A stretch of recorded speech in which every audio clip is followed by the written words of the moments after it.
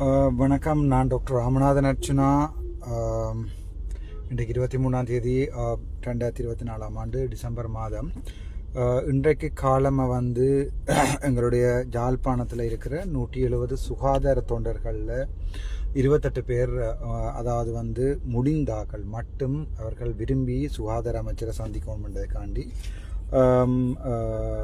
சுகாதார அமைச்சுக்கு வந்திருந்தார்கள். காலம் 8:30 போல வர சொல்லியிருந்தான் அவர்களை. அப்போது சுகாதார அமைச்சர் இன்றைக்கு வந்து மக்கள் குறைகள் நாள், அதாவது வந்து மக்கள் குறைகளை கேட்கின்ற நாள் இன்றைக்கு மகாஜன தவசக் அப்படி எதுன்னு சொல்கிறவ. அப்போ அங்கே போய்க்குள்ள டாக்டர் ஹன்சகான்னு சொல்லி டிப்யூட்டி ஹெல்த் மினிஸ்டர் இருந்தவர். அவரோட நான் போய் கதைச்சினான். அவரோட கதை கேட்க ஹன்சகா சார் சொன்னவர் என்னென்றால், என்னதான் எம்பியாக இருந்தாலும் அவர்களுடைய சார்னு கூப்பிட்றதுல நான் பெருமைப்படுறேன். ஸோ ஹன்சகா சார் சொன்னவர், நீங்கள் அவையை கூட்டிகிட்டு நேரில் மினிஸ்டர் ஆஃபீஸுக்கு போங்கோ ஆச்சுன்னா நாங்கள் அங்கேயே மீட் பண்ணுவோம் சொல்லி. ஸோ அந்த 28 பேர் முதல் 5 பேர் தான் வந்திருந்தவை. அப்போ சுகாதார அமைச்சரே சொன்னவர், அங்கே தான் வித்தியாசம். சுகாதார அமைச்சரே சொன்னவர், இல்லை 28 பேரையும் வர சொல்லுங்க, 28 பேரும் கொழும்புலேருந்து வந்து யாழ்ப்பாணத்துலேருந்து வந்திருக்கணும். ஸோ அங்கேருந்து வந்தால் நாங்கள் அங்கேருந்து கூப்பிட்டு கதைக்கணும். அப்போ கட்டாயம் 28 பேரையும் வர சொல்லி 28 பேரோடையும் சுகாதார அமைச்சர், மற்றது சுகாதார செயலாளர், அது தவிர சுகாதார பிரதி அமைச்சர், இவ்வளோ பேரும் 28 பேரோடையும் வந்து கதைச்சவ. அவர்கள் கதைச்சு கொண்டிருக்கும் போது நான் அவர்களுக்கு சொன்னான், அதாவது வந்து என்னென்றால் சுகாதார அமைச்சில் அவர்கள் வந்து கதைச்சிருக்கும் போது அவர்களுடைய விடயங்களை, சுகாதார அமைச்சில் மக்களுடைய விடயங்களை வந்து அவர்களுக்கு நான் தெளிவாக சொன்னேன். தெளிவாக சொன்னபோது அவர்கள் சுகாதார அமைச்சரும் விரும்பி கேட்டுக்கொண்டார். அது தவிர சுகாதார பிரதி அமைச்சர் மற்றது செயலாளர், உங்களுக்கே தெரியும் அனில் ஜெயசிங்க சார், ஒரு பிரபல்யமான மிகவும் ஆளுமையான ஒரு செயலாளர். நான் இது போல காலம் வந்து சுகாதார அமைச்சரை வேலை செய்திருக்கிறேன். என்பிபி அரசாங்கத்துக்கும் ஏற்கனவே இருந்த அரசாங்கத்துக்கும் உள்ள வித்தியாசம் இதுதான்.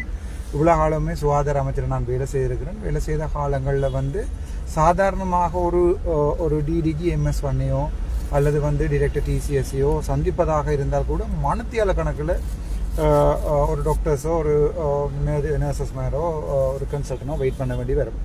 ஆனால் ஒரு சுகாதார அமைச்சரை வந்து ஒரு யாழ்ப்பாணத்துலேருந்து வந்து கனிஷ்டரக ஊழியர்கள் நேரில் போய் சந்தித்து தங்களுடைய பிரச்சனைகளை டிரான்ஸ்லேட் பண்ண சொன்னது என்பிபி அரசாங்கத்தை பொறுத்த வரைக்கும் எனக்கு அவர்களோட வைத்திருந்த மதிப்பில் வந்து 10,000 மடங்கான மதிப்பை ஏற்படுத்தி இருக்குது. முக்கியமாக நலிந்த சாராக இருக்கட்டும், அல்லது வந்து ஹன்சகா சாராக இருக்கட்டும், அல்லது வந்து எங்கள்ட அனில் ஜெயசிங்க சாராக இருக்கட்டும், அவர்களுடைய சேவைகள் வந்து மிகப்பெரிய அளவில் பொதுமக்களை சென்றடையும் இந்த 5 வருடங்களில் எனக்கு எந்த டவுட்டும் இல்லை. அது தவிர அங்கே எடுக்கப்பட்ட முக்கியமான முடிவுகள் என்னன்னு சொன்னால், அங்கே 84 பேருக்கு வந்து லிஸ்ட் போடப்பட்டு அந்த 84 பேருடைய யாழ்ப்பாணம் போதனா வைத்தியசாலையில் சம்மந்தப்பட்ட வைத்திய அதிகாரி 84 பேருடைய லிஸ்ட் போடப்பட்டு இவர்களுடைய ஸ்பெஷல் பேட்ச் கொடுக்கப்பட்டு இவர்கள் ஜெஃப்னா டீச்சிங் ஹாஸ்பிட்டலில் அடுத்த முறை வேலை கிடைக்கும் போது அவர்களுக்கு முன்னுரிமை என்று சொல்லி எல்லாம் வைத்திருக்கிறார்கள் என்று சொல்லி முறைப்பாடு அளிக்கப்பட்டது. மிக தெளிவாக சொல்லியிருக்கார் சுகாதார அமைச்சர். அப்படி யாரையுமே விரும்பின மாதிரி எல்லாம் ப்ரையாரிட்டி கொடுத்து வேலைக்கு எடுக்க இயலாது. அடுத்த முறை நாங்கள் வேகன்சி இப்போ கார்டர் ரிவிஷன் பண்ணி கொண்டிருக்கிறோம்.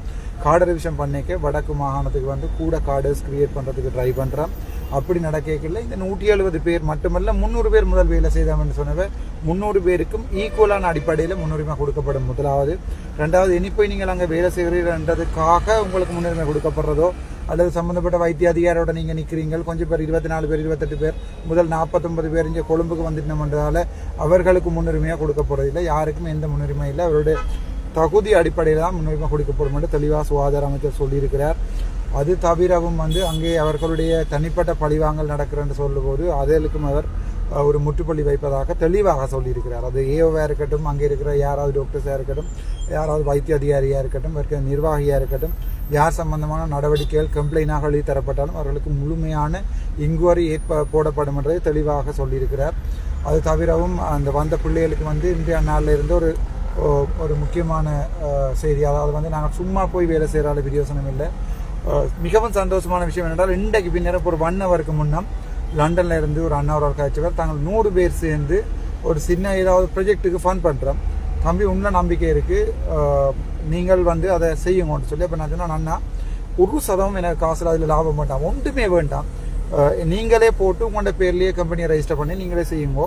அது ஒரு ப்ரப்போசல் எழுதி தர சொல்லியிருக்கணும். நான் நினைக்கிறேன் அந்த 300 பேருக்கு மட்டுமல்ல, மிச்சம் 3000 வேலையில்லா பட்டதாரிகள் 3000 பேரை தவிர இளைஞர் எல்லாருக்குமே ஒரு அவருடைய தகுதியின் அடிப்படையில், நியாயமான அடிப்படையில் என்னால் முடிஞ்ச வேலையில் நான் வேண்டி கொடுக்கறது ட்ரை பண்ணுறேன். அவர் என்னோட வாய்மொழி மூலம் சொல்லித்தான் இருக்கிறார்.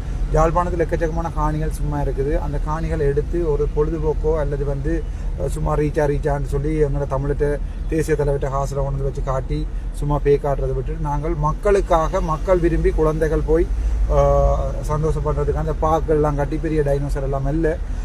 அது ஒரு வித்தியாசமான திட்டம் ஒன்று செய்து வைத்திருக்கிறேன். உலகளாவிய ரீதியில் ஃபேமஸான ஒரு ஸ்போர்ட் ஒன்றை இங்கே அறிமுகப்படுத்துறதுக்கு என்னோட அதுக்குரிய மெம்பர்ஷிப் வந்து ஸ்ரீலங்காவில் என்னோட மட்டும்தான் இருக்குது. ரெஜிஸ்ட்ரேஷனும் பாதியில் நிற்கிது, முடிக்க வேணும். ஸோ அவர்களுக்கும் இது ஒரு சந்தோஷமான செய்தி. எடுத்த உடனே செய்கிறார், மேபி 6 months.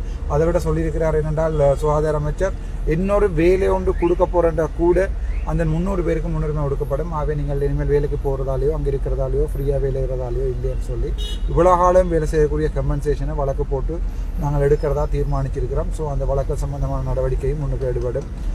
சரியான சந்தோஷமாக இருக்குது. மக்களும் ஆதரவளிக்கிறார்கள். புலம்பெயரில் இருக்கிற தமிழாக்களும், முக்கியமாக டயஸ்போரா சம்பந்தமாக சுகாதார அமைச்சரோட கதைச்சிருந்தேன்.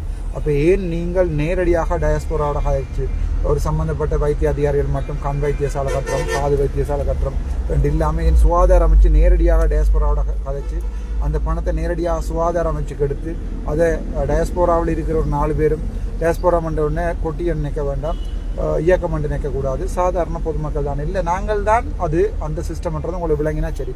ஒரு காலத்தில் 44,000 செத்தது வந்து வேட்டுக்கிற ஆசையில் இல்லை, அது நாங்கள் தான். ஸோ அது சம்பந்தமாக இருக்க விளங்கப்படுத்தியிருக்கேன். அவர் மோமெண்ட் சொல்லியிருக்கார். அது தவிர வந்து முக்கியமான ஒரு கவலைக்கூடிய விஷயம் என்றால் அந்த டிரெக்டர்ஸ் மீட்டிங் ஒன்று நடக்கிறது. அந்த டிரெக்டர்ஸ் மீட்டில் வந்து வடக்கு கிழக்கில் இருக்கிற ஹாஸ்பிட்டல் டிரெக்டர்ஸ் அவ்வளோ பேரும் எனக்கு எதிராக முறைப்பாடு செய்து கொண்டிருக்கிறார்கள் என்று சொல்லி மிகவும் கவலைப்பட்டு சுகாதார அமைச்சர் சொன்னார். இப்போ எனக்குங்க அது கவலையாக இருக்குது. நீங்களும் என்னோட சீனியர்ஸாக, என்னோட ஜூனியர்ஸாக, என்னோட படித்த நீங்கள் இப்போ நீங்கள் என்னையை இப்போ நான் ஒன்றுமே இது வரைக்கும் செய்யலை. இதுவரைக்கும் யாருக்கும் எந்த கெடுதலும் செய்யவும் இல்லை. யாருக்கும் இதில் தனிப்பட்ட பழிவாங்கல், தனிப்பட்ட வழக்குகளோ ஒன்றுமே ஒரு வைத்தியர்களுக்கோ வைத்திய அதிகாரிகளுக்கோ போடப்பட்டதில்லை. நீங்களாகவே ஏதாவது கம்ப்ளைண்ட் பண்ணி என்ன இல்லாமல் பண்ணாமல் நினச்சிங்கன்னு சொன்னால் சனம் பார்த்துட்டு இருக்காது.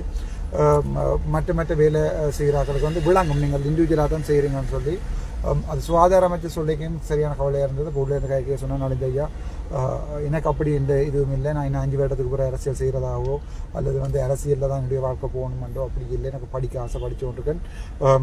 அதே மாதிரி எல்எல்பியும் திருப்பி ஸ்டார்ட் பண்ணிட்டேன். அப்படி என்னுடைய கனவுகள் வேறு நலிந்த ஐயா எனக்கு இப்படி ஹேரத் ஐயாட்டையும் சொன்னேன், ஹன்சக் ஐயாட்டையும் அப்படி எனக்கு ஒரு எந்த ஒரு இதுவும் இல்லை.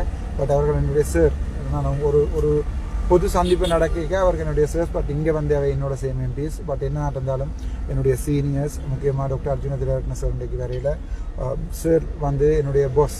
அது மாதிரி வந்து அனில் ஜெயசிங்க சார் ஒரு காலத்தில் நான் விரும்பி பார்த்த ஆளுமைகளில் ஒரு ஆள். ஸோ என்பிபி அரசாங்கத்தோடு சேர்ந்து அவர்களை பாதிக்காமல் அவர்களுடைய நல்ல விஷயங்களுக்கு மட்டும் நாங்கள் ஆதரவளித்து ஒரு நல்ல இலங்கையை தமிழ் முஸ்லீம் சிங்கள என்ற வேறுபாடு இல்லாமல் கட்டியெடுக்கணும். அதுக்கு நீங்கள் எனக்கு ஹெல்ப் பண்ணணும். இதில் எந்த ப்ரொஜெக்ட்லையும் நான் எந்த சதமும் கொண்டு போக போகிறேன் இல்லை. நான் அப்படி கொண்டு போனால் நீங்கள் ப்ரூவ் பண்ணலாம். கிட்டத்தட்ட வந்து ஹாஸ்டலில் கூட வெவ்வேறு டிஸ்ட்ரிக்ட்டு பிரித்து கொடுத்துருக்கேன் வேலை செய்ய சொல்லி. சில பேர் கேட்பினா சில வண்டி மைந்தன் தளங்களில் அப்போ நீங்கள் இதை போடலாமான்னு சொல்கிற ஒரு ஆள் தன்னுடைய சொந்த பேங்க் அக்கௌண்ட்டை போட சொல்லுங்கள். எனக்கு வந்து காசு பெறுமதியை சொல்கிறேன் என்றால் நான் அதை சொல்கிறதால வேறு சட்ட சிக்கல் வருமென்றதால எனக்கு சொல்ல இல்லாமல் இருக்குது. மற்றபடி நான் யாரையுமே ஏமாற்றி செய்ய வேண்டிய தேவையில்லை. Thank you so much doctor Ramanathan.